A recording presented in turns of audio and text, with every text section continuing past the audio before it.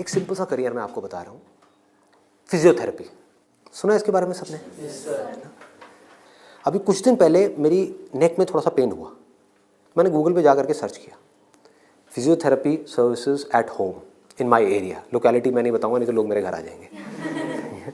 तो मैंने सर्च किया, वहाँ पर ऊपर कुछ लिस्टिंग्स आई, कुछ वेबसाइट्स आई, उसमें एक डॉक्टर का नाम मुझे मिला, उनकी मैं वेबसाइट पे गया, वहाँ जा करके उन डॉक्टर के बारे में मैंने 2-3 मिनट पढ़ा, समझा, मुझे अच्छा लगा पढ़ करके, समझ करके। उनको फ़ोन किया, वो मेरे घर पे आए, उन्होंने मुझे 7 दिन तक फिजियोथेरेपी ट्रीटमेंट दिया। वो एक ट्रीटमेंट का लेते हैं 500 से 700 रुपये, कई बार 1000 रुपये भी लेते हैं, depending upon the complications and time involved. मेरे से उन्होंने लिए 500 रुपये। मैंने उनसे पूछा, मैं ऑन एन एवरेज कितने ट्रीटमेंट्स करते हो?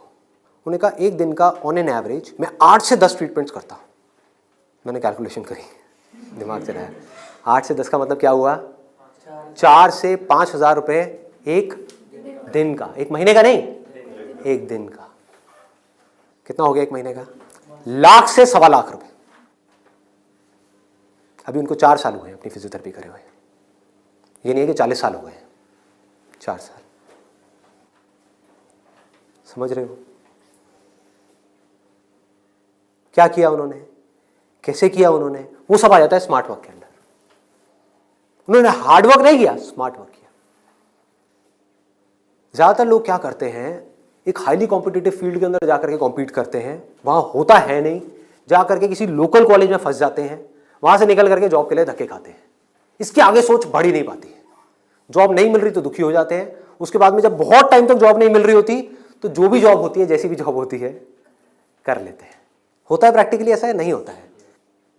पढ़ाई करिए किसी फील्ड में, जॉब कर रहे हैं किसी और फील्ड में, मतलब कि वो पढ़ाई करी वो बेकार हो गई। स्मार्ट वर्क किसे कहते हैं? आप एक फिजियोथेरेपी कॉलेज में गए, कोई टॉप कॉलेज नहीं जहां पे अगेन कंपटीशन है, किसी लोकल कॉलेज से। क्योंकि कोई भी जब फिजियोथेरेपी कराता है तो पूछता नहीं आपने कौन से कॉलेज से किया है। मैंने नहीं पूछा, कोई नहीं पूछता। तो किसी भी कॉलेज से अच्छे से जा करके आप स्टडी करके आ गए, डिग्री लेकर के आ गए। आप कहीं भी जाओगे कभी भी आपको जॉब तो मिल ही जाएगी, जो सुन करके आपके घर वाले कन्विंस हो जाएंगे, कहेंगे हाँ ठीक है, एक बैकअप प्लान तो है। तो एक ऐसा रास्ता जहां पर वर्स्ट के सिनेरियो में आपको जॉब भी मिल जाए, लेकिन बेस्ट के सिनेरियो की कोई अपर लिमिट ना हो। अब बात आती है कैसे करोगे आप इस चीज को।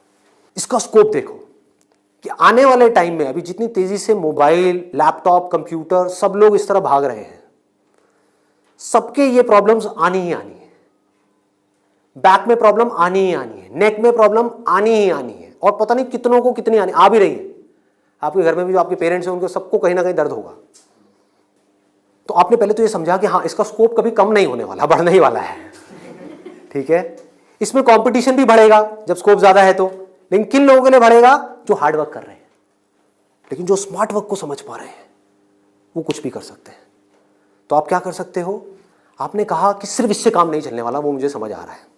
जैसे मैंने फिजियोथेरेपी का किया, सिर्फ इससे काम नहीं चलने वाला, तो इसके साथ में कुछ और चीजें भी हैं जो मुझे सीखनी पड़ेंगी। क्या सीखना पड़ेगा? जिसका हो सकता है इससे डायरेक्ट कोई कनेक्शन ना हो। 1 महीने का छोटा सा कहीं से वेबसाइट डेवलपमेंट का कोर्स कर लिया, और ऑनलाइन मार्केटिंग का, कि ऑनलाइन मार्केटिंग कैसे करते हैं। गूगल में जब भी आप कुछ सर्च करते हो तो वहां पे एड्स आती हैं, उसको बोलते हैं गूगल एडवर्ड्स। ये किस तरह से काम करता है?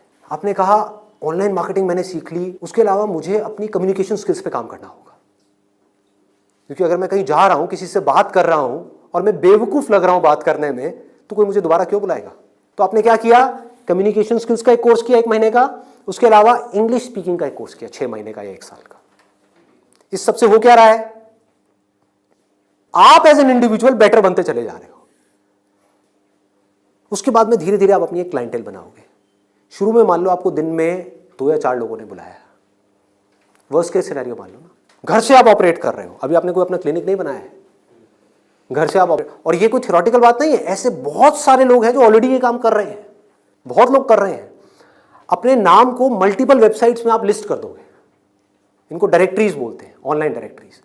तो ऑनलाइन सर्च इंजन में कोई भी कुछ भी सर्च करेगा तो कहीं ना कहीं वो आप तक पहुंच जाएगा, चाहे वो एक वेबसाइट के थ्रू पहुंचे, चाहे आपके थ्रू पहुंचे, चाहे ऐड के थ्रू पहुंचे, चाहे कहीं से भी पहुंचे, वो आप तक पहुंचेगा।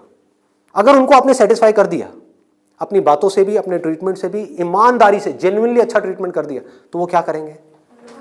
लोकेलिटी में रिकमेंड करेंगे, अपने फ्रेंड सर्कल में करेंगे, अपने रिलेटिव्स में करेंगे। तो धीरे धीरे क्या होगा? कुछ महीनों में क्या होगा? यहां पे थोड़ा पेशेंस रखना होगा। ये नहीं है सारा काम एक दिन में हो जाएगा, तो आप सीखते जा रहे हो, समझते जा रहे हो, धीरे धीरे आपको कुछ ऐसी टेक्नोलॉजीज के बारे में पता लगेगा, कुछ ऐसे इक्विपमेंट्स के बारे में पता लगेगा। इसमें हजारों तरह के इक्विपमेंट्स हैं, हजारों तरह की चीजें हैं, अलग अलग तरह के ट्रीटमेंट्स के लिए। इतनी बड़ी फील्ड है ये। आप आने वाले टाइम में फिजियोथेरेपी का एक ऐसा क्लिनिक बना सकते हो अपनी सिटी में या कहीं पर भी, जो अपने आप में स्टेट ऑफ द आर्ट हो, मतलब ऐसा जो पूरे इंडिया में ना हो। और क्लिनिक आप ऐसे करते करते धीरे धीरे, अभी 1 दिन में या 2 दिन में नहीं होगा, मान लो 5 साल में होगा, 10 साल में होगा, 20 साल में होगा। क्लिनिक कितना बड़ा हो सकता है, कितने क्लिनिक्स हो सकते हैं, क्या क्या हो सकता है, कोई लिमिट नहीं। अगर कुछ लोग जो मेरी इन बातों को समझ पाए, जो बातें मैं कर रहा हूं, और कुछ ऐसी डायरेक्शन में जा पाए सेंसिबल तरीके से, smartly, not by doing a lot of hard work but by doing smart work, तेजी से आगे बढ़ पाए, तो आने वाले टाइम में यही वो लोग होंगे जो आने वाले टाइम में लोगों के लिए जॉब अपॉर्चुनिटीज क्रिएट करेंगे। अंदर से एक ये फीलिंग होनी चाहिए कि मुझे लोगों की प्रॉब्लम्स को सॉल्व करना है। अगर मैं कर पाया तो मेरी प्रॉब्लम्स तो सारी अपने आप सॉल्व हो जाएंगी, वो लोग करेंगे ना। अगर आपने किसी के दर्द का इलाज कर दिया तो वो आदमी आपको पता है क्या कहेगा, बताओ आपको क्या चाहिए। वो लोग आपके पीछे आएंगे। आपने उनको बोल दिया ना, नहीं मैं आज आपका ट्रीटमेंट नहीं कर रहा, नहीं नहीं डॉक्टर साहब आप बताओ कब। मतलब कि अपने आप को अंदर से स्ट्रांग बना लो तो दुनिया भागती हुई आपके पास आएगी। ये एक रास्ता है। एक है अंदर से तो स्ट्रांग बनो मत और दुनिया के पीछे भागते रहो। भैया मेरा कुछ हो सकता है, भैया मेरा कुछ हो सकता है, भैया कहीं लगवा दो, जॉब लगवा दो, भैया ये भैया वो भैया वो। अरे काहे का भैया, समझे? ये एटीट्यूड चाहिए। ढंके की चोट पे आप काम करो। मैंने लाइफ में जो भी काम किया है बिल्कुल एटीट्यूड के साथ किया है। ये मैं कर रहा हूं, आपको चाहिए तो लो, नहीं चाहिए तो आगे बढ़ो। Does not make any difference to me, क्योंकि मैं जो कर रहा हूं आई बिलीव इन इट। मैं कोई भीख नहीं मांग रहा हूं आपसे। और बहुत सारे लोग होते थे जिनको मैं मना कर देता था, जब मैं नहीं कर रहा तुम्हारा शूट, और वो जा करके 4 लोगों को पकड़ के ले आते थे, ये बंदा जेन्युइन है, इसमें दम है ना बोलने का। वो दम कहां से आता है? सोच से आता है। सोच को खोलो, बंद करके इसमें मत रहो, फाड़ दो। और फिर भी रहना है तो आपकी चॉइस है।